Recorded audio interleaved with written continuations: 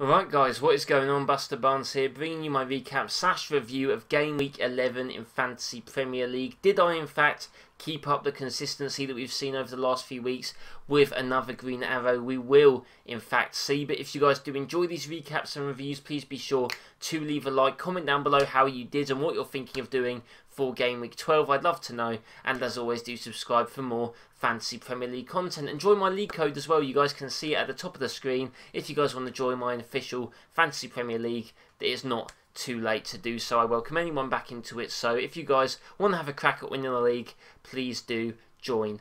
And without further ado, let's get into how my team did. And as you can see, 61 points, one below the average. It is unfortunately a red arrow, guys, and as you can see, my rank has slipped quite a bit by about 70,000, which is a bit of a hit. Yeah, as you can see, we are now sitting at 189,066th place. And yeah, when you're this high, obviously, in the ranks, you are going to slip down quite a lot if the week does not go your way. But it does mean that potentially, with another good week next week, we could see ourselves hop back up in the rankings. So hopefully that does happen. But like I said, all I worry about is that we beat last season's ranking, which we're still beating at the moment. But hopefully we don't go on the downward spiral from here. My transfer did not pay off. I did bring in Johnston for, I believe it was Steer, because Martinez was on the bench as Villa did not have a fixture against Newcastle. Johnston did not do well for me. I mean, West Brom, I'll get onto all the fixtures later, but yeah, they got a red card, and that was basically the end of that for Johnston. Robertson getting a return, getting a clean sheet. Or was it a clean sheet? Yeah, it was a clean sheet, which is decent. Lamptey only getting the 1 point. Chilwell only getting 2. Had the wrong Chelsea defender for that game, I do have to say. Jota on the bench.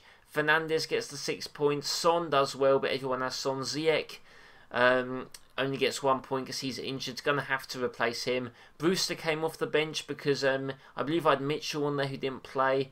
Calvert-Lewin got a goal, and Kane, my captain, I guess saved my game week. Thank God I didn't go for someone else. Yeah, he obviously does quite well against Arsenal usually, so that was my thinking behind that. But to be fair, only 1 point below average isn't that awful, considering how, looking back, some of my players have just not performed very well. But it's still not ideal. The red cards for West Brom, I think, really just did sort of kill me a little bit. I believe they scored an own goal as well, which did not really help. Ziyech getting injured didn't help, but yeah, I don't know. There's a few things that I'm thinking about now going ahead in FPL.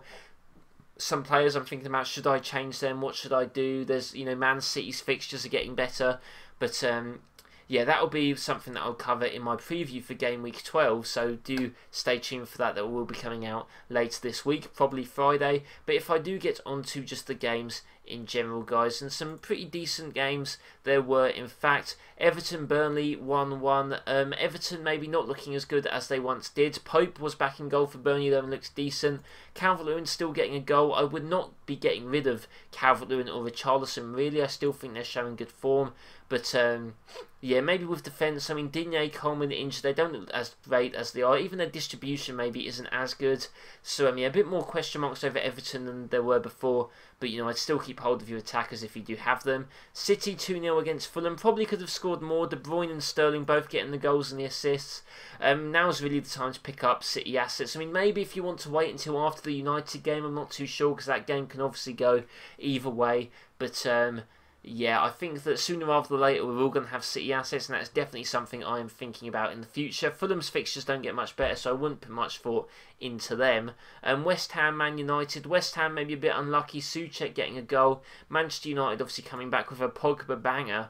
But when they reviewed that afterwards and they saw that it actually went out of play, so a little bit unlucky. I mean, we all know how games go for Manchester United. They seem to, squeak their way through a lot, so not really too surprising there. But I mean, Rashford getting on the score sheet, maybe someone you want to keep hold of. Bruno just, creating loads of chances and getting the assist as well. Fernandes, I think, is an essential person to have, and I'm just very happy that I've got him in my team, even if I don't necessarily like him or his attitude as a player. He's a bit of a rat, but I mean, every team has to have one of those if they are going to be successful. Chelsea's game against Leeds. Leeds are a bit of a scare. Bamford, I believe Leeds fixtures are actually alright going forward, so definitely must keep hold of someone like Bamford if you do still have him. Kurt Zouma, obviously like I said before, the wrong Chelsea defender I had in Chilwell who didn't get any returns. James as well getting an assist, and now that Reece James is a nailed Chelsea player and is cheaper than Ben Chilwell, he really puts a bit of thought into your mind whether you want to make the swap, price-wise. And to be honest, I would have been better off doing that instead of, getting rid of Steer for Johnston, as Johnston got 0 points, so I may as well have just left Martinez in goal. But, I mean, hey, no one knew that was going to happen.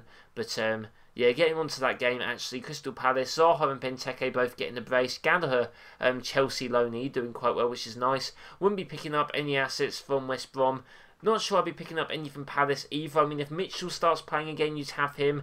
Zaha, I think, is decent, but he's just very inconsistent, so it depends. I mean, for his price, he could still be fairly good, but I'm not sure he necessarily appeals to me. If I have a look at, actually, Crystal Palace's fixtures going forward, Tottenham, even West Ham away, Liverpool, some tough fixtures, so I'm not too sure if I'd hop on any of them. Maybe I'd keep Zaha if I had him, but definitely not going to be bringing him in. Sheffield United, 2-1, Vardy destroying the corner flag. That was quite a moment, obviously, against his rival team, Sheffield United. Yeah, I don't think I'm not sure if Vardy actually started the game, but yeah, his underlying numbers aren't that great, so I'm not sure if I'd bring him in. Leicester are a very weird team, because Brendan Rodgers doesn't seem to start their best team. It's very weird. The team he starts doesn't look like it's their best team, but he's getting results. So I'm not really too sure what to think of Leicester players. I think Pereira must be back soon. Maybe he'll be a good asset to have. But I'd hold off from them from now until I have a much better idea of what their 11 is going to be. Spurs, if you have Kane or Son, you just keep them. I mean, you just do really. I mean, I think that they're next fixture, I believe it's Crystal Palace away. I think you definitely keep them for that. Just running the show against a poor Arsenal side. Arsenal need to sort their stuff out because none of their assets are really appealing at all, apart from maybe Saka. I think their fixtures do pick up a bit though, so maybe we'll start seeing Arsenal, picking stuff back up, but they just do not look like a great team at the moment. Liverpool getting a 4-0 win against Wolves, just really showing the difference in class. Wolves just not looking that good anymore.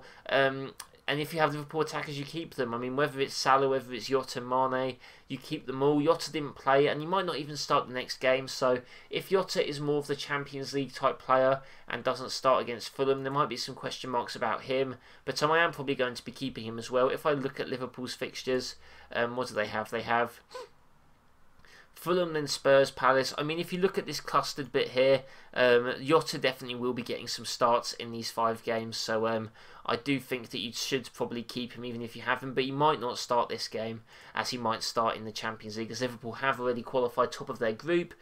Final game, Southampton and Brighton. Brighton very unlucky to lose in my opinion. I do think that foul, which caused the Ings penalty, was outside the box, and I can't believe that VAR really turned that around unless they had really intense zoomed in lenses. I don't know, but I think they were unlucky. Ings is back, guys, so obviously if you want to jump back on him, you can do. I'm not sure what Southampton's fixtures look like.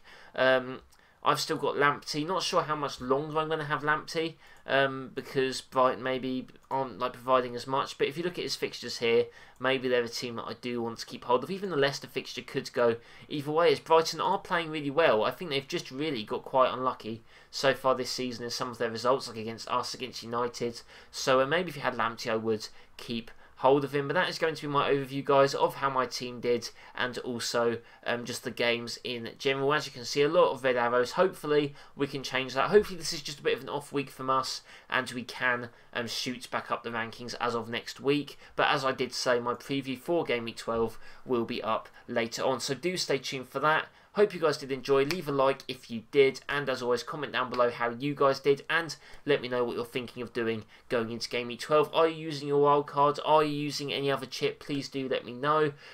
Also, be sure to subscribe as always for more Fantasy Premier League content. Hope you all do have a nice day, and I'll see you next time.